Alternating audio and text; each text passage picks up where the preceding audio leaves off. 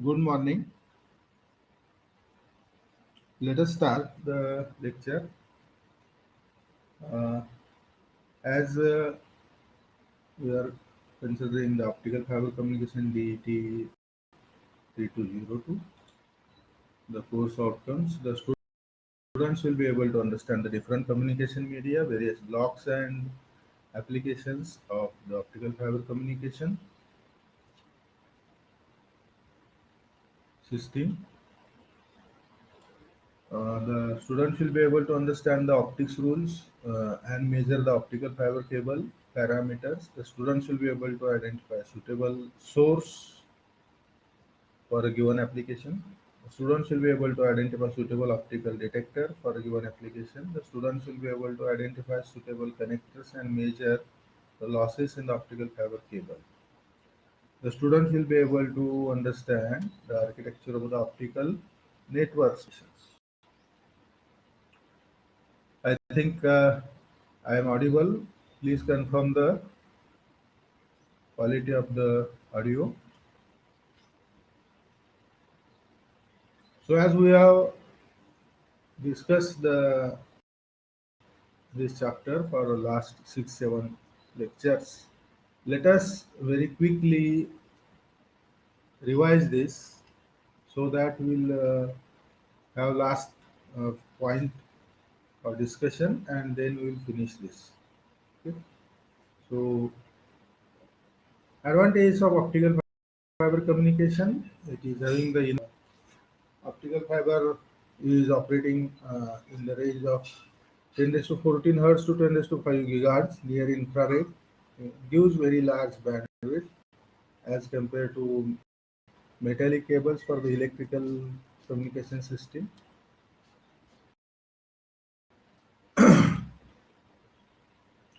Optical fiber link bandwidth length product is 5000 gigahertz kilometer, whereas coaxial cable bandwidth length product is 100 megahertz kilometer. So this is showing the enormous potential bandwidth. Then small size and weight.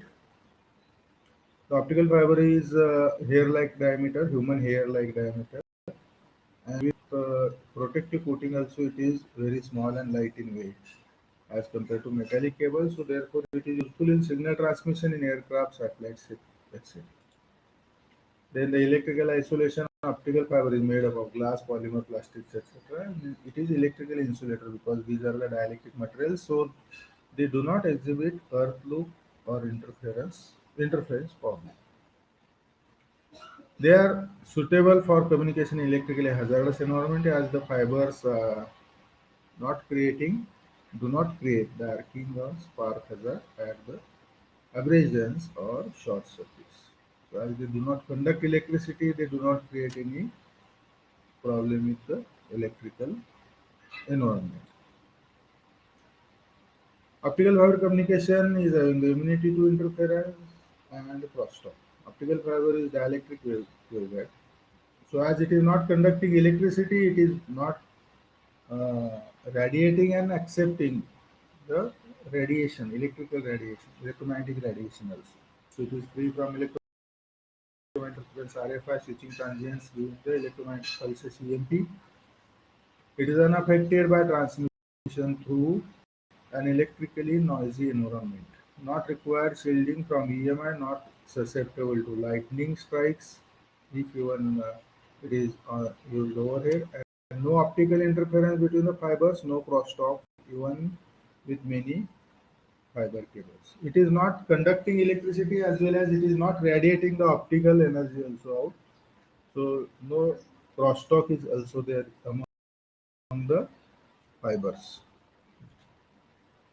The next advantage is signal security as it is not radiating optical energy through the outside the fiber and optical cable the optical energy that cannot be obtained from the fiber without drawing the optical power from the fiber. And as the optical power is drawn from the fiber, immediately it get known to the transmitter and receiver systems that somewhere the optical power is getting tapped and immediately the corrective action security for military, banking, general data transmission, computer network applications. Then low transmission loss. Fiber cables exhibit a very low attenuation or transmission loss as low as 0.15 dB per meter. The communication links are possible with extremely widely spaced optical repeaters or amplifiers. As it is having very low attenuation, repeaters or amplifiers required at far distance from each other. So reducing both system cost and complexity, and long haul telecommunication applications are possible. And they do not introduce any as the delay is introduced by satellite communication systems. So these are the advantages of due to the low transmission loss. The designation, flexibility, protective coatings are essential on the optical fibers of the glass material. Fibers may be bent to quite small radii and twisted without damage. Cable structures are made as fixed. Due to the size and weight advantage, the optical fiber cables are superior in storage, transportation, handling, and installation with more strength and durability. Optical fiber is a quite good durability. Then advantages of optical fiber communication.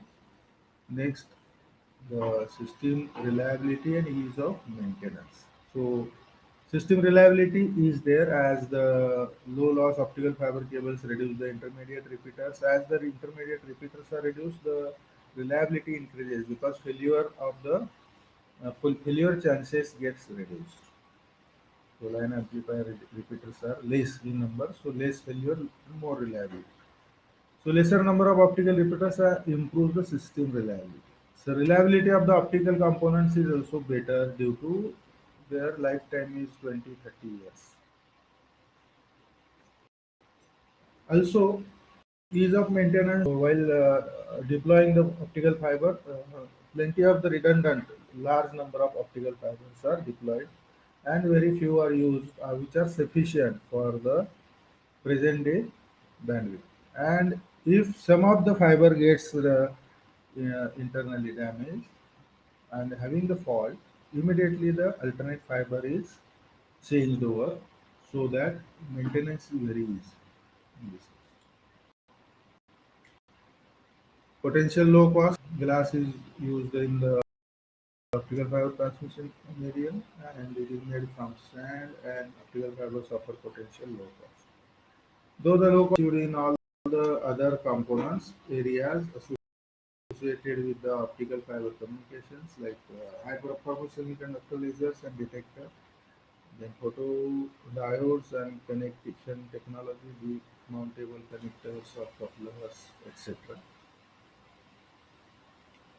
So these are the advantages of the optical fiber communication system. And as we know, the optical energy is a light energy is having C is equal to 2.998 into 10 raised to 8 meters per second, and it is made up of the photons, which are small energy bundles.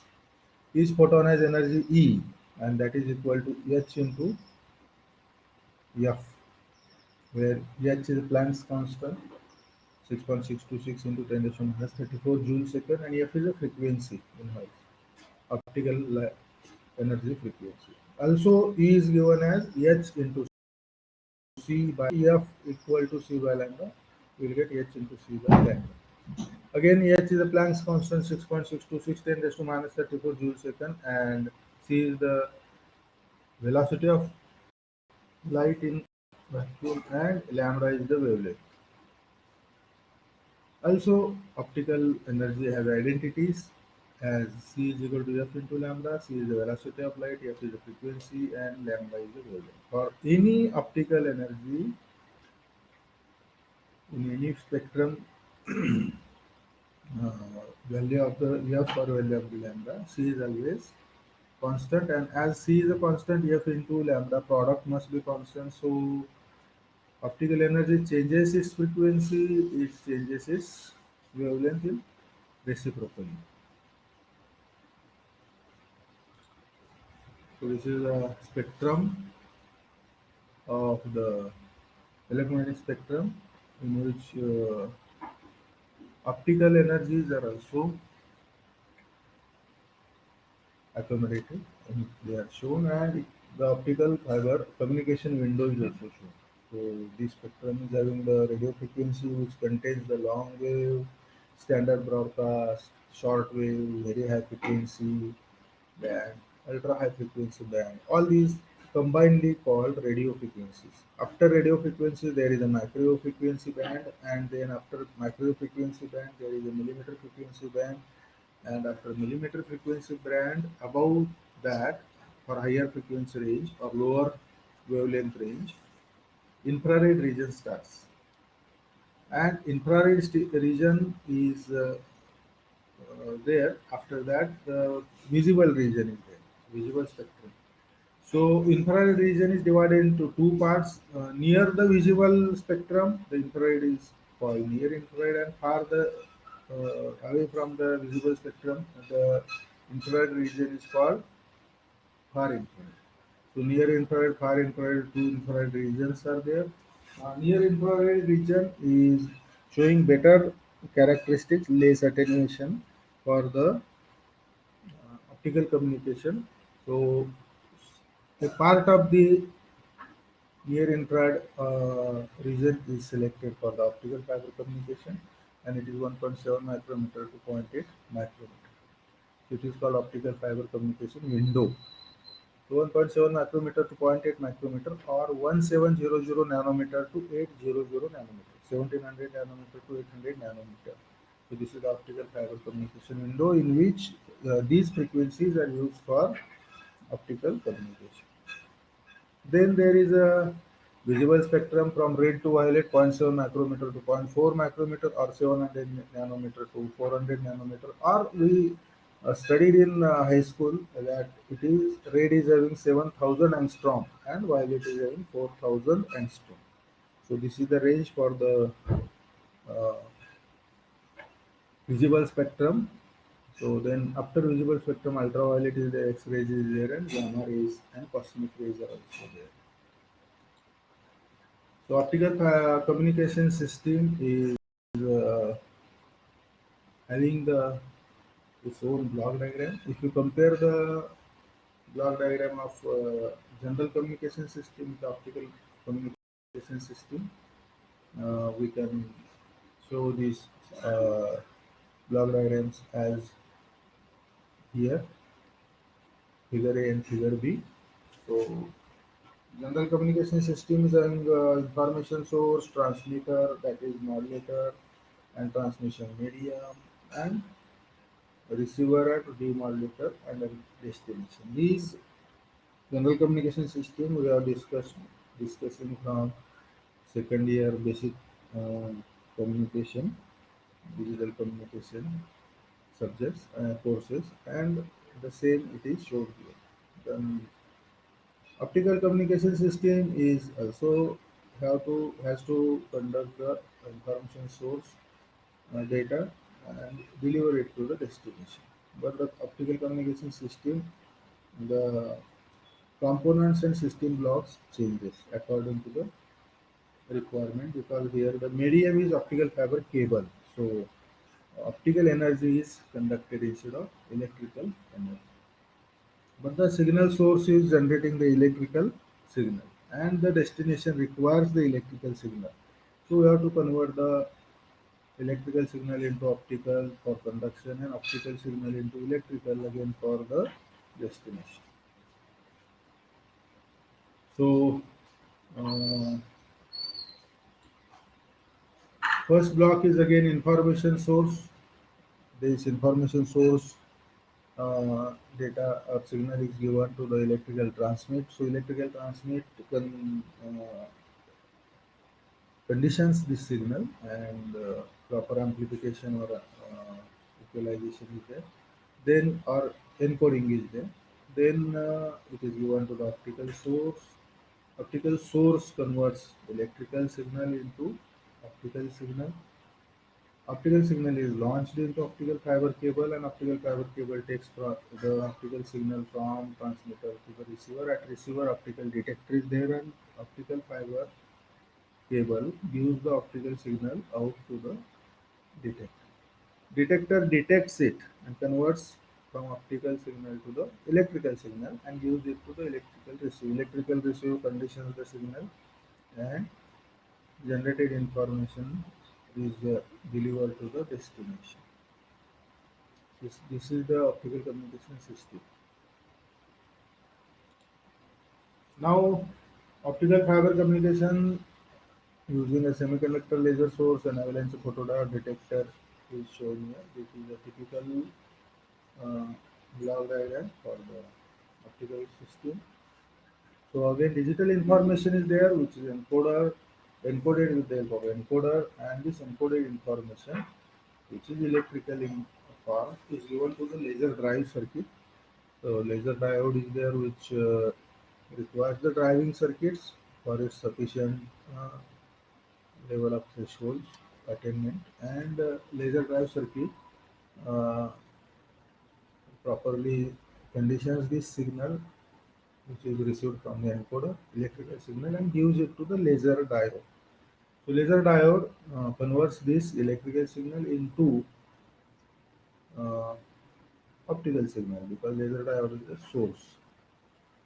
It is launched into fiber, takes it to the this receiver, and at receiver the APD is the avalanche photodiode, which is acting as a detector, which is a detector, and this avalanche photodiode converts the optical signal into electrical signal. This electrical signal is given to the amplifiers and equalizers for proper signal conditioning, and then after signal conditioning, it is given to the decoder to have the reverse process as that of the encoder and generates the original digital information as a digital output and delivers it to the destination. Here, the laser diode and avalanche photodiode are connected in circuit in which the laser diode is forward bias always and always the avalanche photodiode is reverse bias. Laser diode gives out the optical energy that is source emitting the optical energy and IPD is absorbing the optical energy to convert it into electrical. APD is the detector, avalanche photodiode. This is the constructional details of optical fiber. Optical fiber waveguide with core and with refractive index N1 surrounded by cladding of slightly lesser refractive index N2. So always core refractive index is more than cladding refractive index in the optical fiber. So N1 is more than N2.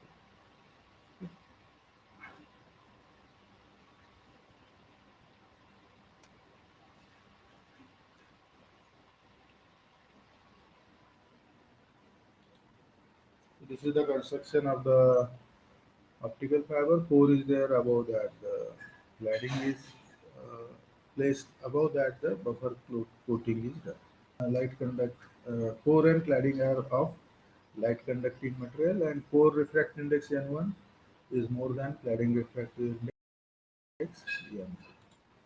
Then we know the types of optical fibers. These we have discussed the lectures also. Material composition of core makes two types of the fibers. Step index fiber, graded index fiber of the core medium has uniform to the core and undergoes one abrupt change or step at the cladding boundary. From cladding, abrupt change in the refractive index from N takes place. Otherwise, in core as well as cladding, uniform refractive index is observed.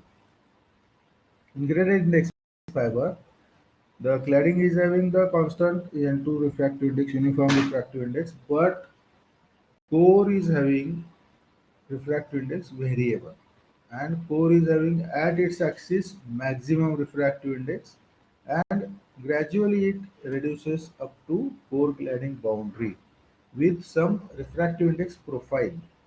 Profile means graph and that graph is controlled by alpha refractive index profile parameter. Now, various gradations are possible. Straight, that is the linear gradation. Triangular type of the refractive index variation is possible. parabolic type of the refractive index variation is possible. And the values of the refractive index goes on reducing, making the parabolic graph or near rectangular or rectangular. Rectangular is of the step index fiber. So this is the graded index fiber, and depending on the light source and modes of the signal, if single mode or multi-mode are transmissions are possible. Single mode fiber is also there, multi-mode fiber is also there. But in step index as well as graded modes are possible, single mode as well as multi. So by combination of these two types, step and graded index and single mode, multi-mode, four types of the cables are there. Single step index, single mode, that is single mode step index, as well as single mode graded index, multi mode graded index. So this figure shows both the step indexes, but one is multi-mode. So this is multi-mode. So this is figure B, and below that it is single mode. Single optical signal is shown here. Multiple optical signals are shown in the upper figure. Okay. So lower figure is single mode step index fiber. Why step index? Because both are having a step in the refractive index. Both are having the step in the refractive index. So average change in the refractive index from core to cladding interface. Okay. So refractive index profile here, in which the refractive index is on one axis and R is on the other axis. Okay. Here also similarly R is on Y axis, NR is on X axis. So one core is on two N1 refractive index in both the cases and having N2 refractive index in both the cases. Okay. So these are indicating the step index, single as well as multi-mode fibers. Multi-mode fibers has optical rays, single mode fiber has single optical rays. And NR refractive index is having the equation N1 less than N, that is core area, and N2 when R is more than or equal to A, that is cladding area. Similarly, the is possible with fiber refractive index profile for the value of alpha. Alpha is the refractive index controlling parameter. Alpha is 1, there is a profile which is a triangular. If alpha is 2, refractive profile is the parabolic. If alpha is 10, refractive index profile is near rectangular. And if alpha is right, refractive index profile is rectangular. Perfectly rectangular is nothing but the step index fiber. NR is equal to N1 into bracket 1 minus 2 delta R by raised to alpha bracket raised to alpha is the core refractive index equation here R is less than A, and N1 into bracket 1 minus 2 delta to 1 half equal to N2 when R is more than or equal to A, cladding. So cladding area is relative refractive index difference.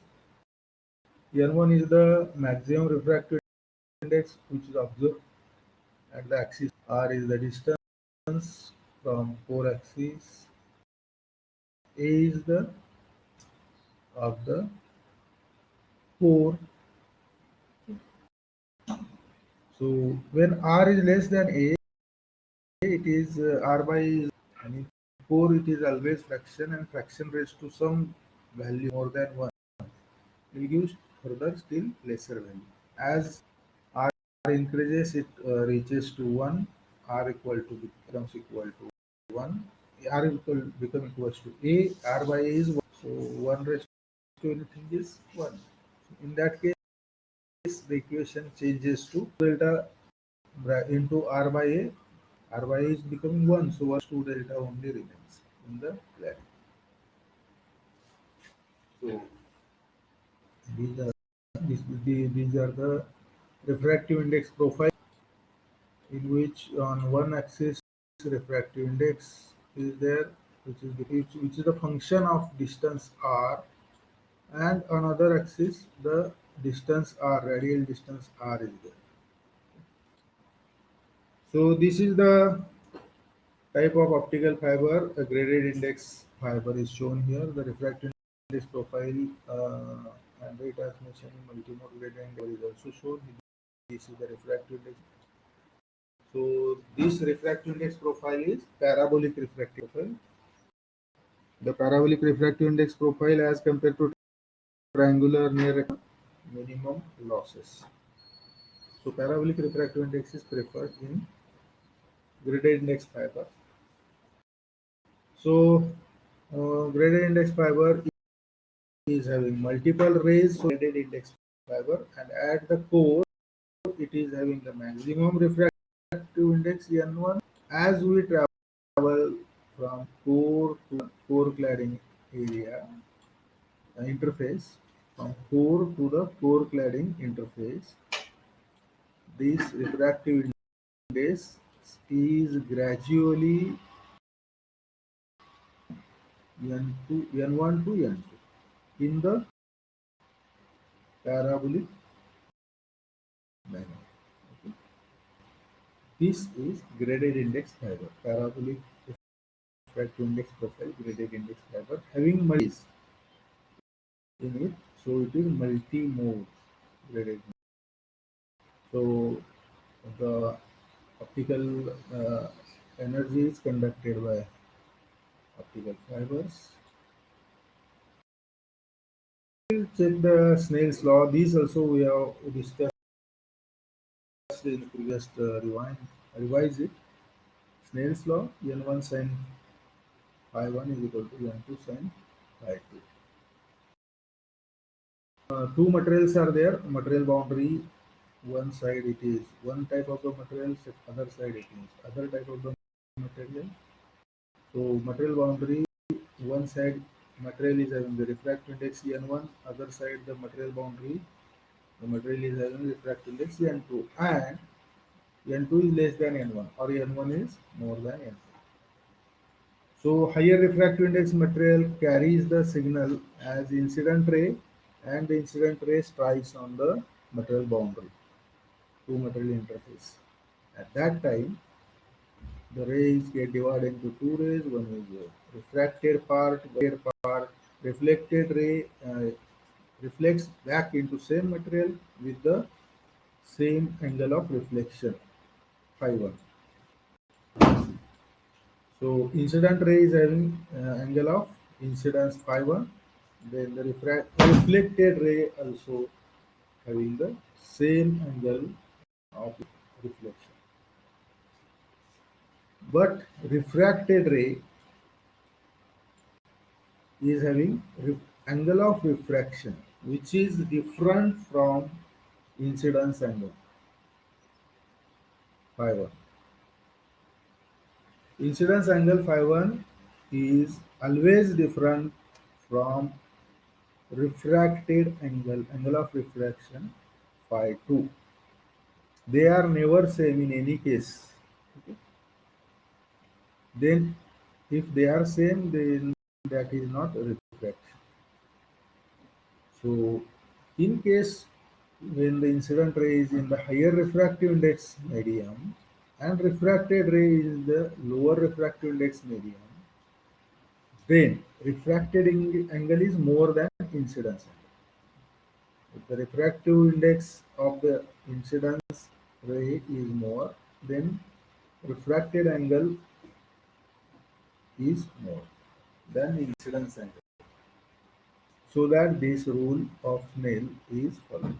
If n1 is more, in that case phi 2 is more than phi 1. If n1 is more than n2, then phi 2 is more than phi 1. if you consider Snell's law. Okay. N1 is more than N2, then phi 2 is more than phi 1. So this is the case. Now here also the phi 2 is higher than phi 1. Now consider in the phi 1 is slightly increased. Then the refracted ray also increases its angle phi 2. Then phi 1 is further increased slightly. Refracted ray becomes very to the material boundary. Very small increase in the phi 1 as the phi 2 is very higher than phi 1. So refracted ray becomes parallel to the material boundary. And when it becomes parallel to the material boundary, it is the critical condition which is shown here. So this is the normal refraction, refracted ray, where the phi 1 is there, phi 2 is there, N1 is more than N2 because N1 is of water and N2 is of air. So always water refractive index is more, N1 is more. So as N1 is more, phi 1 is lesser and phi 2 is more. Is it clear? Then if phi 1 is made such that the phi 2 refracted angle of refraction becomes 90 degree to the normal, then this condition is called critical angle condition, in which the incidence angle is called critical angle phi c, and the ray is now refracted ray is now parallel to the two medium interface. There are two medium. This is one medium, this is another medium, and this is interface. To this interface, the refracted ray is parallel. So this condition is possible when incidence angle is equal to critical angle. Okay. Now, if the incidence angle is phi 1 is more than critical angle, then this refracted ray bends back into same medium. If refracted ray bends back into same medium, it won't be refracted ray. This is not refraction, this is reflection. So all the optical energy, total optical energy which is incident is reflected back into same material. That's why the name is given total internal reflection. Total internal reflection means whatever the incident and optical energy is there, totally all the optical energy is reflected back into same material. And as phi 1 and phi 2 are considered, both are same in case of reflection. Okay. So incidence angle and reflected angle, angle of reflection, both are same. Angle of incidence, angle of reflection, both are same in the reflection. So this is the total internal reflection condition. And with the help of total internal reflection condition, the optical fiber waveguide conducts the optical energy. So this is the critical angle which we are discussing. Sin phi c is n2 upon n1. This derivation also we have discussed in previous lectures how to derive. When we have derived it in here. So sin phi c is equal to n2 upon n1, where phi c is the critical angle, n2 is the cladding refractive index, n1 is the core refractive index. So we can write phi c as sine inverse n2 upon n1. Okay, sine inverse n2 upon n1. Is it possible? So this formula gives the critical angle based on the refractive index of cladding and core in case of problem solving. So phi c is tan inverse n2 upon n1. So acceptance angle to make the propagation ray the angle of incidence equal to or more than phi c, The source must launch the ray in particular limited angle into the fiber, and this angle is called acceptance angle, and acceptance angle theta A, and this acceptance angle makes the acceptance conical volume, which is acceptance cone. So if the ray is launched in the fiber beyond this particular acceptance cone edges, then that ray will be eventually lost by radiation. So there are two cases shown. One is ray A and second is ray B. Ray B is shown and ray A is shown. Okay. So ray A is just at on the boundary of acceptance cone and ray B is outside this acceptance. So ray B is launched into fiber, but the angle of incidence becomes lesser than phi c. If the angle of incidence becomes lesser than phi c, ray will get refracted into other material which is having lesser refractive index N2, that is cladding. And if the ray get radiated into or refracted into the cladding, eventually it is lost by radiation.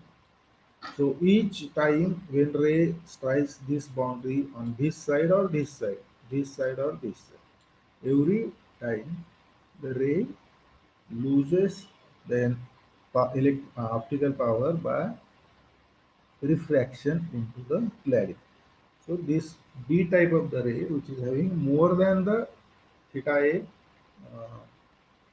launching or angle, which is not generating more than critical angle in the core cladding interface normal. That's why it is eventually lost. Now in case of ray A, which is on the boundary of the acceptance cone, this ray will generate the angle exactly equal to critical angle, and as it is generating critical angle, it is giving total internal reflection. Total reflection. TIR. Okay. So if the ray is within the this acceptance cone, it will generate more than the critical angle at the core cladding interface. It is phi 1, which is more than critical angle. So if it is generating more than critical angle, it will have obviously total internal reflection, and no ray is getting radiated into cladding. So whenever the ray is launched within the acceptance cone and less than acceptance angle, then all these rays will be propagating through the optical fiber, and no loss or radiation is there of these rays. So acceptance cone and acceptance angle are important as far as the propagation of the ray is considered. So always the source is launching the ray into the fiber with acceptance angle, considering the acceptance angle theta A. The launching angle must be less than theta A. So this is the uh, trigonometrical construction for the acceptance angle, then critical angle, and from this we can derive the acceptance angle equation. In previous lectures we have derived this derivation we have already seen. Here n0 is the air refractive index, then theta 1 and theta 2 are the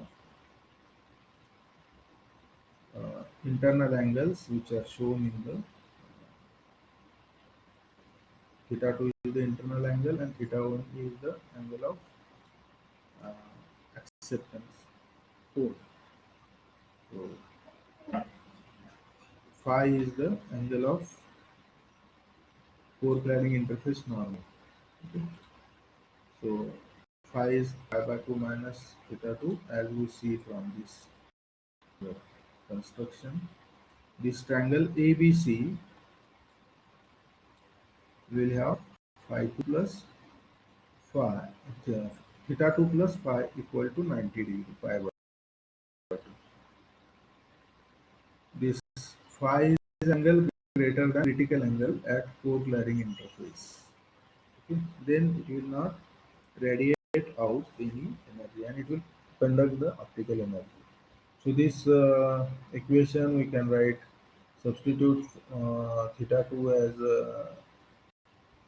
pi by 2 minus phi, and then sine of pi by 2 minus phi becomes cos of phi here, and then we can substitute cos of phi as root of 1 minus sine square phi in the same equation. Same equation becomes n0 sine theta 1 equal to n1 into root of 1 minus sine square phi.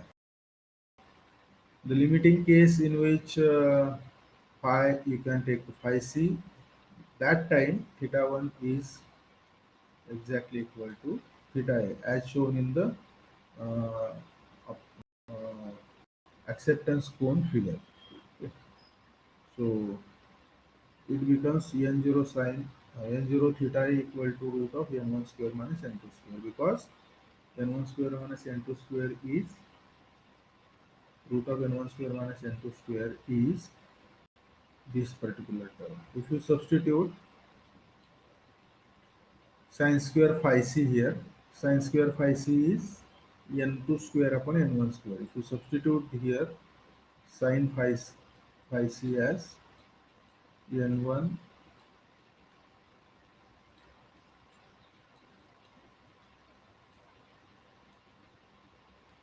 n2 upon n1, sine square phi c is n2 square upon n1 square. If you substitute here n2 sorry, n2 square upon n1 square, and denominator n1 square will be get multiplied with this one, n1 square minus n2 square, and denominator n1 square when taken out of the root bracket, this n1 will get cancelled with this n1.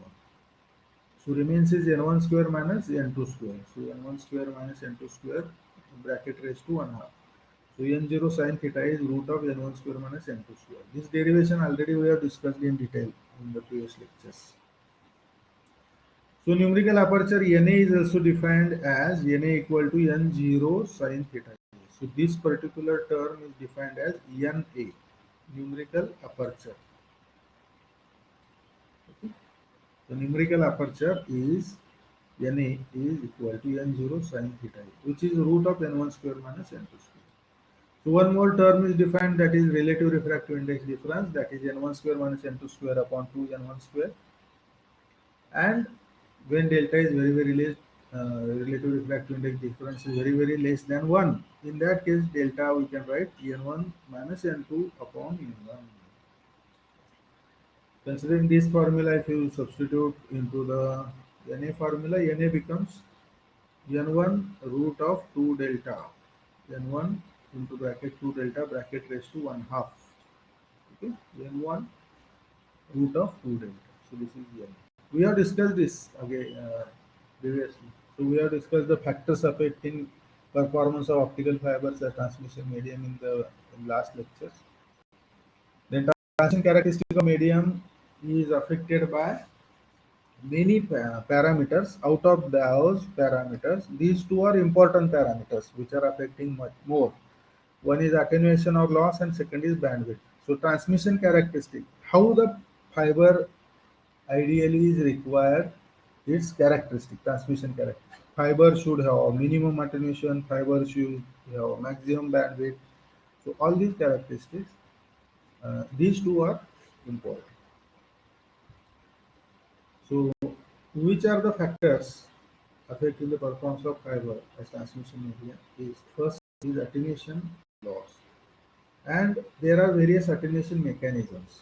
If you consider the first parameter, attenuation or loss, so attenuation is due to various mechanisms like material absorption, then linear scattering, non-linear scattering, and fiber bending. Okay. Bending of the fiber will also to cause loss. And second, bandwidth. The dispersion in the optical fibers gives the limited fiber band. Dispersions on the optical fiber gives the limitation on the fiber. What is the dispersion mechanism that we check? So attenuation, as we know, signal attenuation, we have discussed this also, is the logarithmic unit decibel, which is used to measure the signal attenuation. Or decibel is used to compare two power levels, which may be input power level and output power level. So decibel attenuation is defined as decibel attenuation definition. It is defined for particular optical wavelength as the ratio of input or transmitted optical power Pi into the fiber to the output received optical power Po from the fiber, as number of decibels dB equal to 10 log to the base 10 Pi upon Po. The power ratio numerical value is obtained from the relationship Pi upon Po is 10 raised to dB by 10. These formulae are same. These both formulae are same. From this formula is derived, or from this formula can be very easily adjusted. These are the rearranged formula, same formula. Okay. So attenuation is measured in decibel. Decibel is nothing but the power comparing mechanism equation, and this is the logarithmic ratio of input to the output powers. So one more term is defined, that is per unit length attenuation. Per unit length attenuation. Optical fibers are laid down for hundreds of kilometers, so it becomes important to identify the attenuation in per unit length, which will be unit dB per kilometer. So alpha dB is per unit length attenuation. Alpha dB is multiplied by total length is equal to total attenuation. Alpha dB multiplied by total length. So as alpha dB is for unit length attenuation, for 1 kilometer, how much is the attenuation? Then for 100 kilometer, it becomes total attenuation for 100 kilometer fiber. Suppose fiber is of 100 kilometer, and if we define for 1 kilometer attenuation, then for 100 kilometer fiber, it becomes 100 times. If you multiply by 100 kilometer, it becomes alpha dB into 100 becomes total attenuation of the fiber. So total attenuation is given as per kilometer or per unit attenuation multiplied by total length. So alpha dB into L is total attenuation. A total attenuation formula we know 10 log to the base 10 Pi upon Po. Pi is the input power, Po is the output power. So alpha dB into L is 10 log to the base 10 Pi upon Po. Alpha D is a signal attenuation per unit length in decibels, and L is the length of the fiber. So why these losses takes place? The losses in the glass fiber takes place as intrinsic absorption and extrinsic absorption causes are there. So intrinsic is the glass material is intrinsic material, and impurities in the glass material are extrinsic material. So whenever the intrinsic material, that is glass material itself, is causing the losses, then it is called intrinsic absorption. And whenever the impurities which are external to the glass material are causing the losses, it is called extrinsic losses. So intrinsic absorption and two causes of the losses. So absorption losses are taken place whenever the photons are propagating, traveling into the material, whenever the photons are coming across the molecular bonds in the material. Whenever the molecular bonds are become comparable to the photon wavelength, then the photon is absorbed. That means photon is having its wavelength, molecular bond is having its length, and when molecular bond length is becoming comparable to the photon wavelength, then that photon is absorbed. That's why this care is taken to uh, avoid the matching of the photon wavelength and molecular bonds of the material. Materials are chosen in such a fashion. So the resonance takes place and photon will be absorbed, and molecular bond vibrations will be taken place, That is, optical energy is converted into mechanical energy, molecular vibrations, and molecular vibration finally gives this as the thermal energy. So it is given out as a thermal energy, converted into thermal energy. So scattering is also one more important. Absorption is also one more one the cause of the loss in both extrinsic and intrinsic. Similarly, scattering is also one more important uh, cause of the loss. So what is scattering? Scattering is whenever there is unevenness, air bubble trapping in the fiber, or uh, waveguide fluctuation, that refractive index fluctuation, material inhomogeneities, or core cladding interface fluctuations are there, then the photon will come across such irregularities, then photon will get divided into two parts, two energy bundles. Maybe say almost similar amount, or maybe small amount is taken out from the original photon. So if the energy bundle loses some amount of energy, then energy becomes lesser. So H into F becomes lesser. So frequency shift takes place, wavelength changes takes place in the photon. And as the detector is sensitive for the particular wavelength, detector cannot detect those photons. And they are lost. Even though those photons are falling on the detector, detector could not identify these photons because detector is having very limited window bandwidth. Line width in optical bandwidth is called line width. So detector is having very small line width. So detector cannot detect this, and they are, even though they are falling on the detector junction, they are not identified. So in this way they are getting lost. So scattering is occurring due to the material imperfections. So scattering is there, material glass material absorption is also there, molecular bond vibrations of the glass material. Uh, as we know, silica, germanium, oxygen, phosphorus, all the halides, these are the materials which makes the glass, and the molecular bonding among them, uh, if matches the proton wavelength, then the photons are absorbed due to those molecular vibrations, and these are lost. So similarly, extrinsic absorption is there, as there are glass material elements. Similarly, the other elements which are not required to manufacture the glass are contaminating as impurities.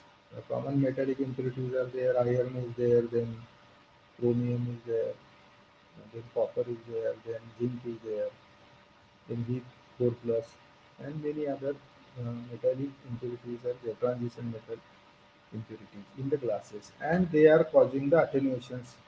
They are making the bonds with the glass material, and their bond lengths are different, and they are causing the absorption. Similarly, the water or hydroxyl group OH ions contamination is there in the glass. Then also the attenuation absorption is taking place. So extrinsic absorption may be reduced by making more purified glass, removing all the metallic impurities, removing all the water contained hydroxyl group ions from the glass. But the glass material absorption due to the intrinsic absorption due to the molecular bond vibration of the glass is not possible to reduce. So this can be avoided by operating the fiber with different wavelengths. So this is a losses in the fiber. The scattering loss in the silica glass fiber is divided into two types. One is linear scattering, one is non-linear scattering. This is also we have discussed in the previous lectures. Linear scattering further divided into two: Rayleigh scattering, Mie scattering, and non-linear scattering is divided into stimulated Brillouin scattering (SBS) and stimulated Raman scattering (SRS). So Rayleigh scattering is measured first by measuring the Rayleigh scattering coefficient, gamma r. So gamma r is equal to 8 pi cube n raised to 8 p square beta c k T f divided by 3 lambda raised to 4. where lambda is the optical refractive index of the medium, T is the average photoelastic coefficient, beta C is the isothermal compressibility, and fictive temperature Tf. Compressibility measured at Tf. K is a Boltzmann constant, which is the 1.381 into 10 to the minus 23 joule per Kelvin. Once this Rayleigh scattering coefficient gamma r is calculated, the transmittivity per kilometer can be calculated. Transmittivity per kilometer is exponential of minus gamma r into length of the fiber, capital A. And attenuation can be calculated as 10 log to the base 10 1 upon transmittivity per kilometer. So in this way, the Rayleigh scattering and attenuation due to Rayleigh scattering can be formed.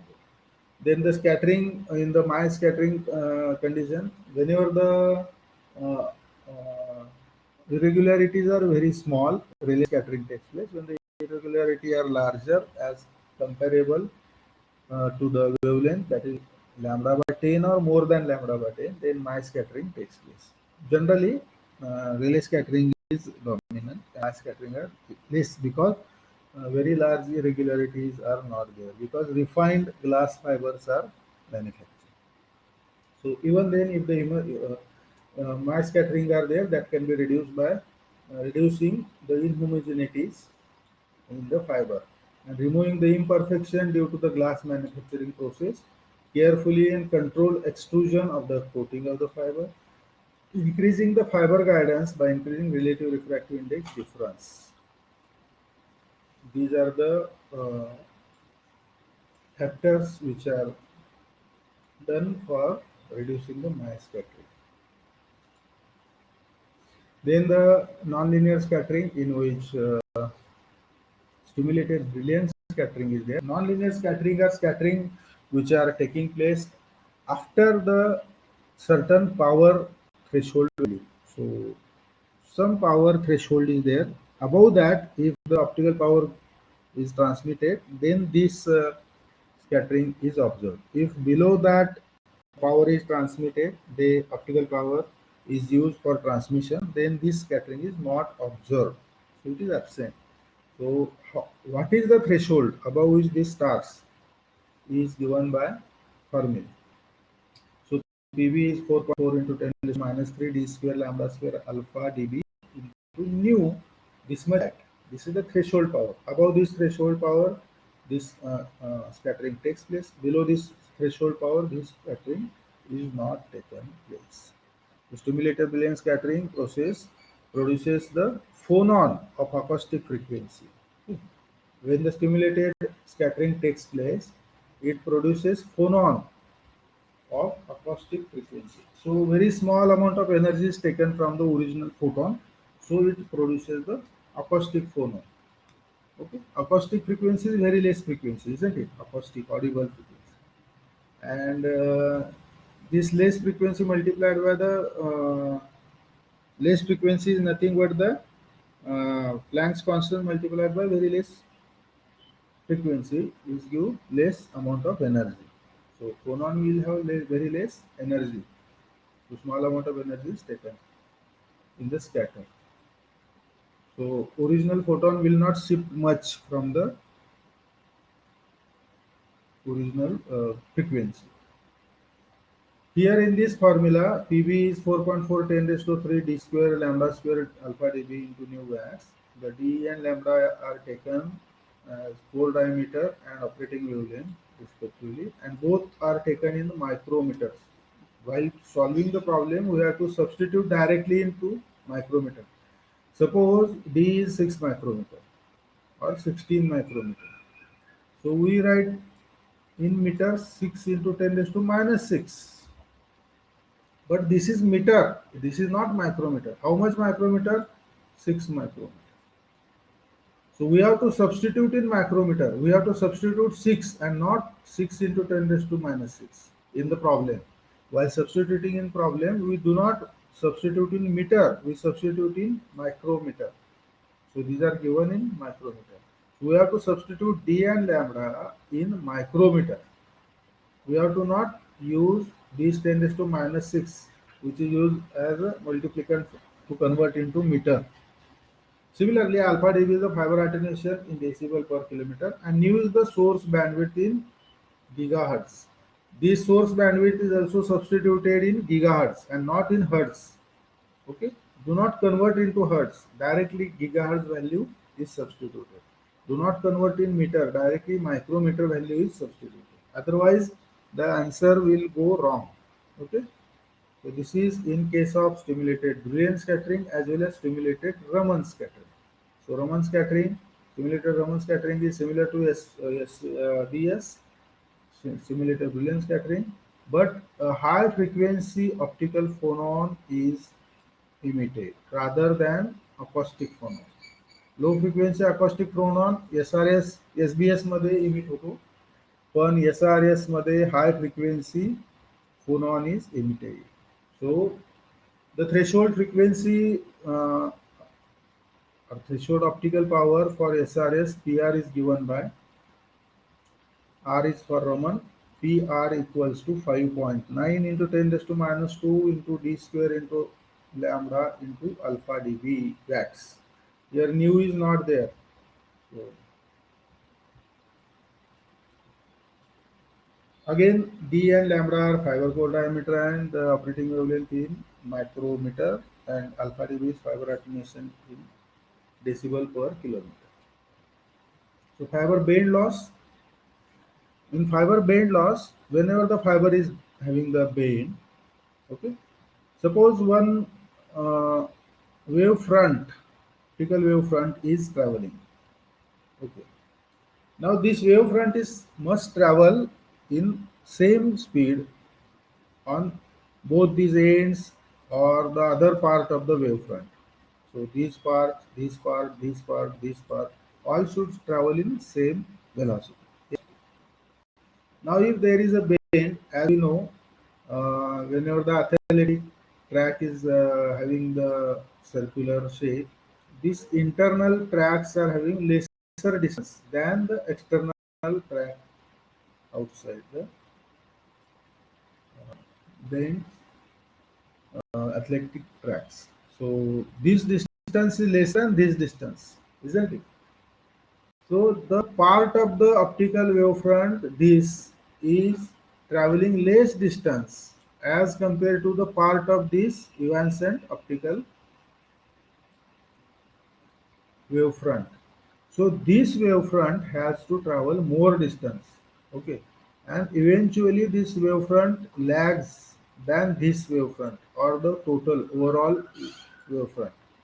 And due to lagging, it changes its distance, changes its direction to make up the speed, and due to that, uh, it breaks from the original wavefront and get radiated into the cladding, and this continues as such wind is there, and wavefront has to travel this type of the bend. So optical fiber, if it is bended, will lose slowly some amount of the energy into the radiation into core from the evanescent, the uh, long distance traveling part of the optical wavefront. So fiber band loss can be reduced by designing fibers with large refractive index difference and operating at shortest wavelength possible. So if you consider the band loss formulae in which the delta uh, is in the denominator and wavelength lambda is in the numerator. So the fibers are designed for large refractive index differences, and operating wavelengths are kept short as possible. So optical energy is used of shorter wavelength and paired with larger refractive index difference. That reduces fiber band loss for certain extent. But fiber band loss is there whenever the fiber is bent, the loss is taken place. Now one more cause for loss is dispersion. Sorry, one more cause for the mm, optical transmission characteristic degradation is dispersion, because dispersion reduces the optical bandwidth. So one is loss, one another is bandwidth. These are the two characteristics which are affecting much into the optical fiber propagation. So loss is due to the scattering, loss is due to the intrinsic absorption, loss is due to the extrinsic absorption, metallic ions and hydroxyl. These we have seen. Fiber bend is also causing the loss, that we have seen. But second parameter after the attenuation or loss is bandwidth, and bandwidth is affected by dispersion. What is dispersion? So dispersion of the optical fiber,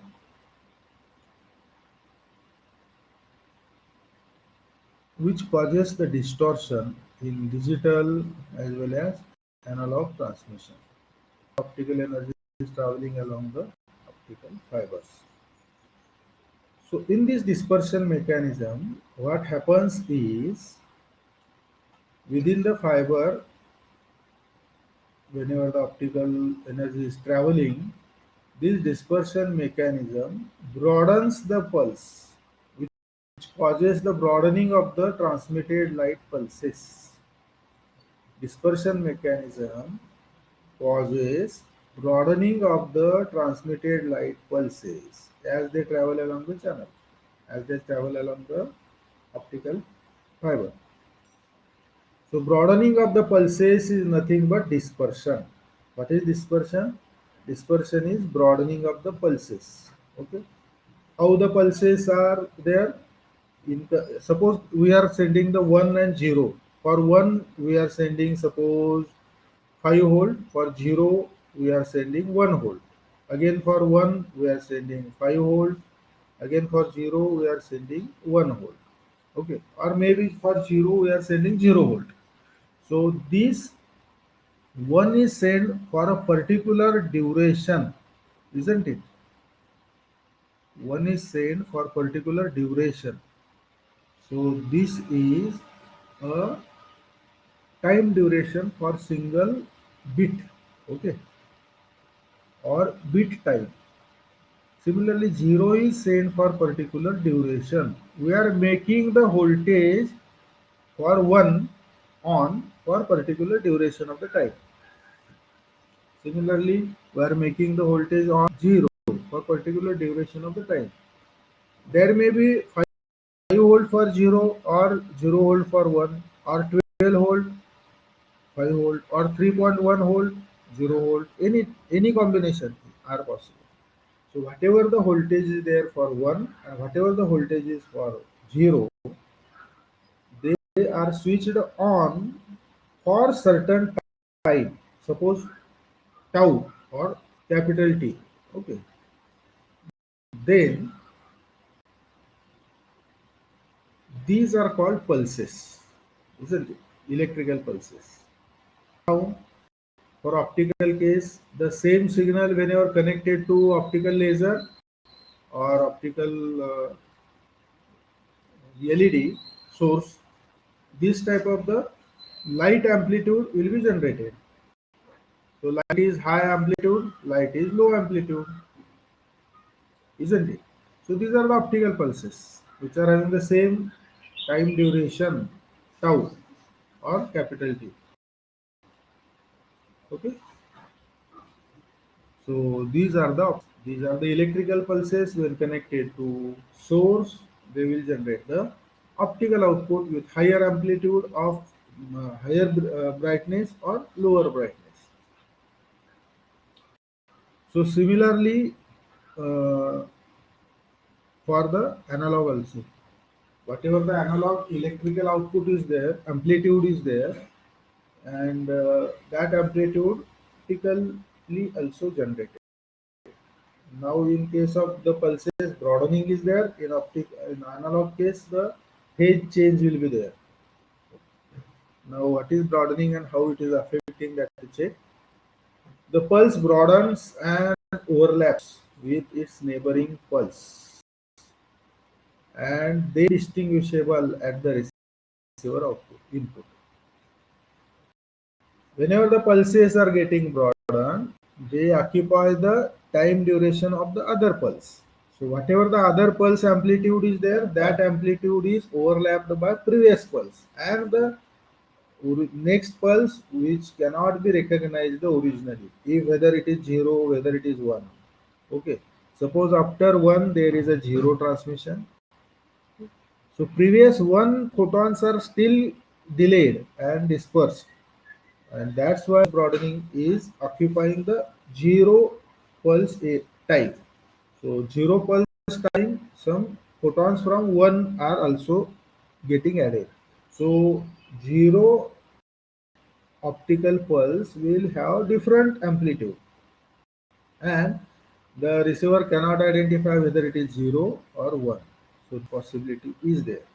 So this effect of pulse broadening and overlapping the other pulse is called intersymbol interference, ISR. Okay.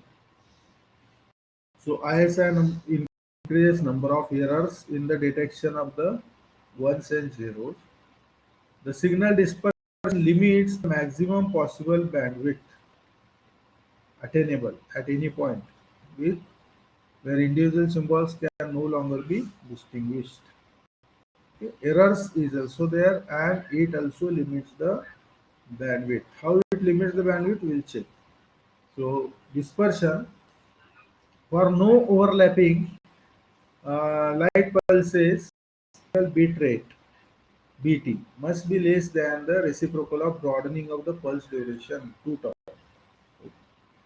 Suppose we are having the tau pulse duration for 1.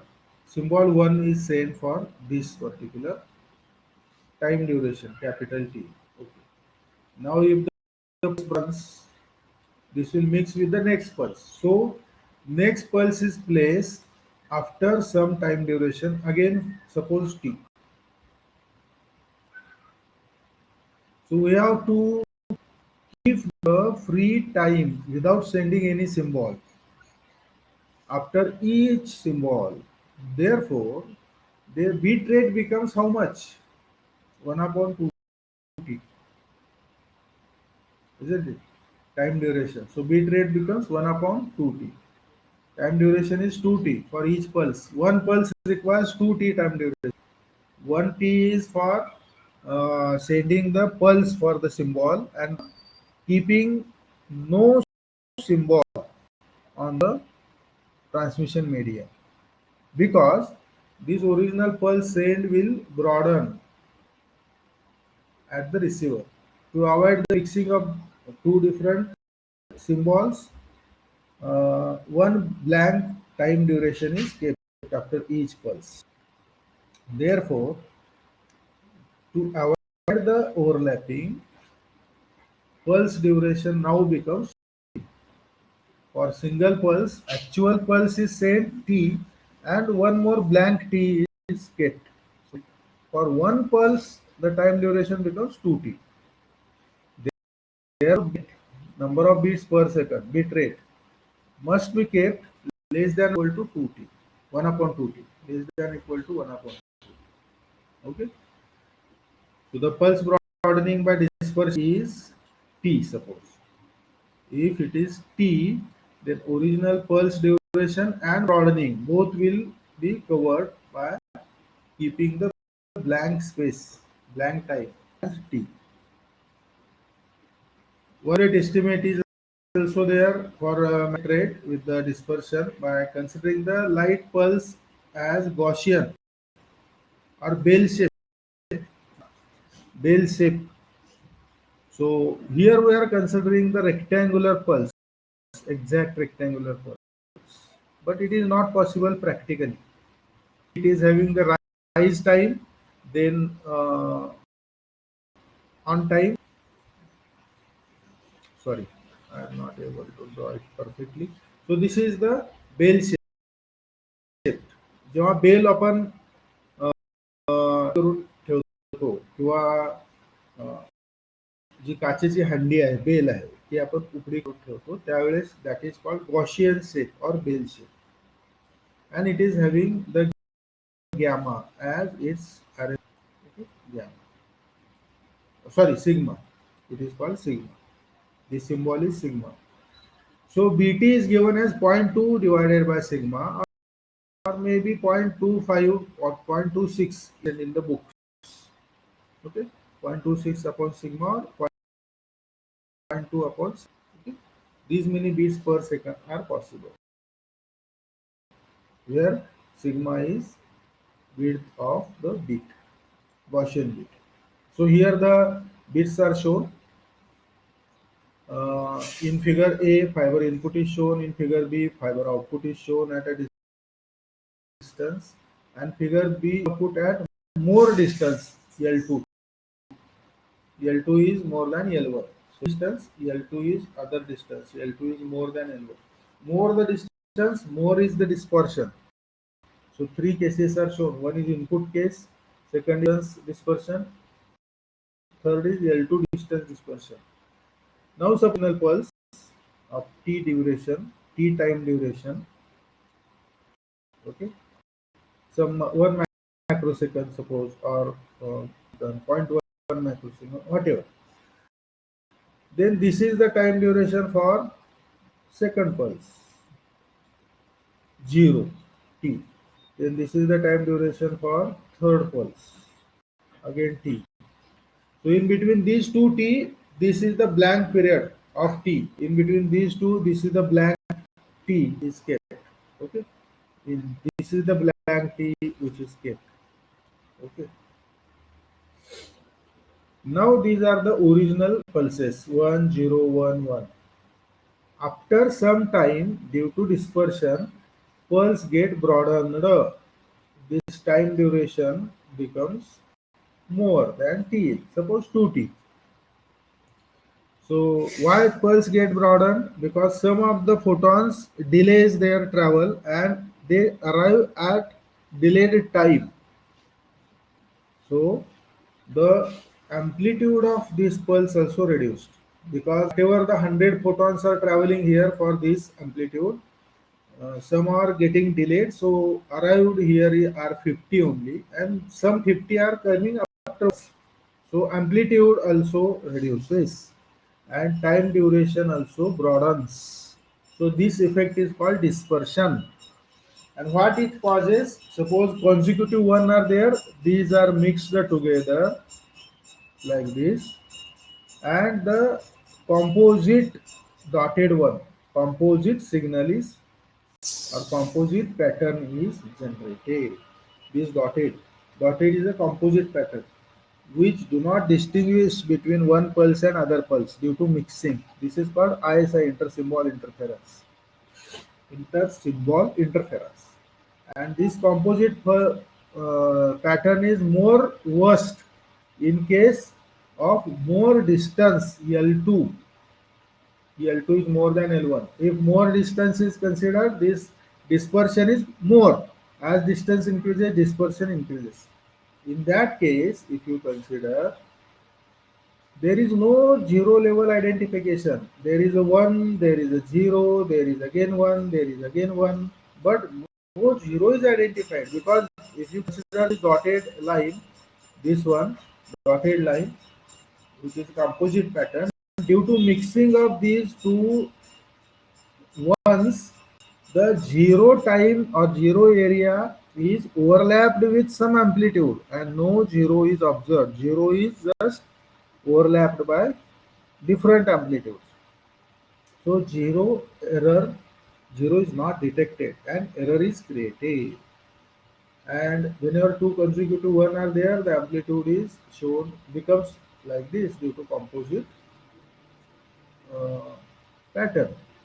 So this type the error is introduced. So whatever information we are sending, that becomes erroneous or errorful. To reduce the error, by keeping this time of time more larger, by placing these pulses far away in time duration, by placing these pulses far away in time duration. Before we have placed the pulses with this time duration, now we have to keep these pulses for higher time duration. So if the four pulses are using larger time durations, then what happens? In 1 second, number of pulses occupied will be lesser. In 1 second, number of pulses sent will be lesser. And what do you mean by number of pulses in 1 second? Number of pulses in 1 second is nothing but bit rate, which we are calling in the internet 56 kbps, 1 mbps, 5 mbps, 10 mbps, gbps. What are these? Internet speeds, which are nothing but bit rates. In 1 second, how many bits are possible? So this bit rate in 1 second, how many bits are conducted is limited, put limit on by dispersion. Due to dispersion, mixing of the pulses takes place and errors occur. To avoid the error, we have to place the pulses far from each other. Okay, in time axis. One is placed after some time, large time, second is placed. After large time, third is placed. Then at the receiver end, they will not mix together. Even they broaden, but they do not mix together. ISI is avoided. But at what cost? At the cost of less number of pulses occupied 1 second. Is it correct? Yes. Then what is reduced? It reduces the bit rate. It reduces the digital bandwidth. It reduces the analog bandwidth. Okay. So dispersion puts the limit on bit rate. Okay. Bandwidth is affected by dispersion. Okay. So there are two types of the coding patterns: NRZ, non-return to zero; RZ, return to zero. Let us finish this. Only three slides are remaining. We are still continuing the dispersion. Okay. What is NRZ? Non-return to zero. Suppose one symbol is shown, one symbol. This is one more symbol. This is one more symbol. Suppose this is one more symbol. Suppose one symbol is shown. So for total time, the symbol pulse is indicated, and for his total time, this symbol pulse is indicated. So its amplitude is set. For this complete time, this amplitude is set. For complete time, this amplitude is set. That makes the wave, analog wave, cycle will have two symbols. This wave cycle will have two symbols. One cycle have two symbols. In non-return to zero, it is not returning to zero after symbol.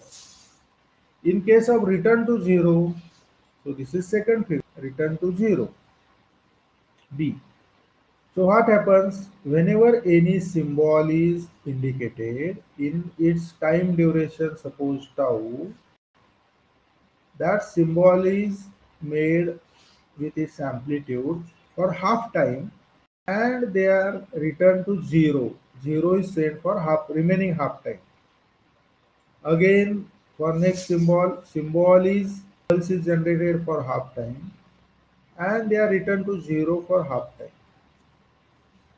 So what it makes is it completes the cycle in one symbol. Cycle contains one symbol. Here one cycle contains two symbols. Here, in case of non-return to zero, in return to zero, one cycle contains only one symbol.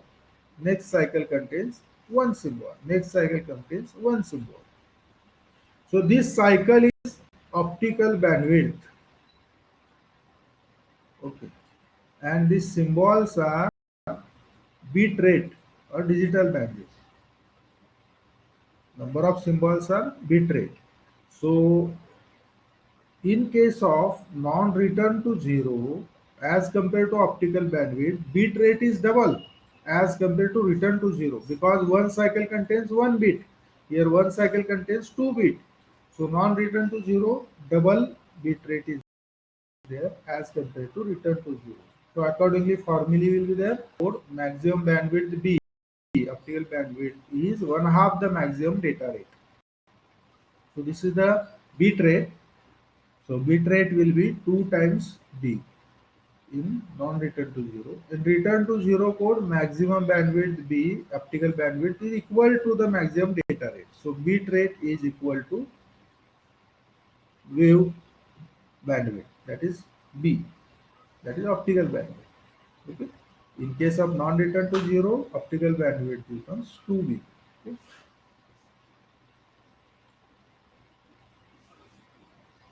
So this is about the dispersion and bandwidth. If the non-return to zero, return to, and while solving the problem, this we have to keep in mind whether the code is given in the problem return to zero or non-return to zero. Accordingly, we have to select either this formula or this formula. BT max is 2B or BT max is B. So this is dispersion, multi-mode step index fiber, multi-mode gradient index fiber, single mode step index fiber are shown here. Okay. So this is multiple fiber, multiple waves are shown in the fiber. This is also multi-mode, multiple optical waves are shown. Here this is single mode because only one optical wave is shown. Okay. One optical mode is shown. So multiple, this is step index fiber. This is also multiple graded index fiber. This is single mode step index fiber. Then multi-mode graded. If you consider the dispersion in these fibers, so this refractive index profile we are already knowing. We have discussed it many times. Okay. This is the construction for each figure. Core cladding, multi-mode step index fiber, multi-mode graded index fiber. This must be graded, and single mode step index fiber.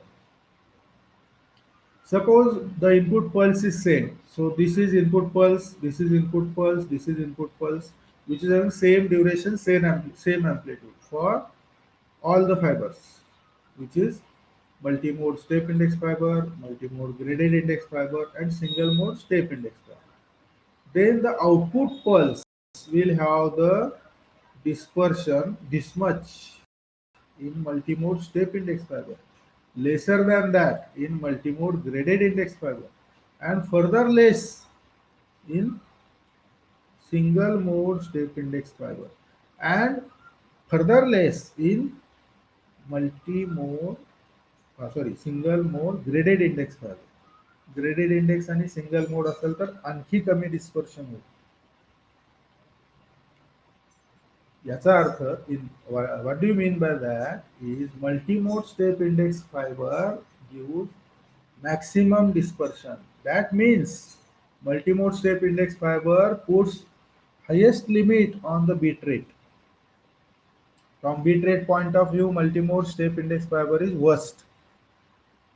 Multi-mode graded index fiber improves the dispersion. That means less dispersion is observed, and it increases the bandwidth. And single mode further increases the bandwidth. If you consider the single mode step index fiber, dispersion is less, and therefore bandwidth is more. If you compare these bandwidths or bandwidth length product due to dispersion, B optical into L bandwidth length product. A typical bandwidth length products for multi-mode step index fiber, multi-mode graded index fiber, single mode step index fiber are considered. For multi-mode step index fiber, bandwidth length product is 20 megahertz kilometer. A multi-mode graded index fiber, bandwidth gain length product is 1 gigahertz kilometer, and single mode step index fiber bandwidth length product is 100 gigahertz kilometer. So it is best among these three, and it is worst among these three. It is medium. This is best. So these about the three various types of the fiber and how the dispersion puts limit on them, and in case of dispersion which one is better to use. Multimode step index is worst because it puts highest limit on the bandwidth, and single mode step index fiber is best because it is giving maximum bandwidth.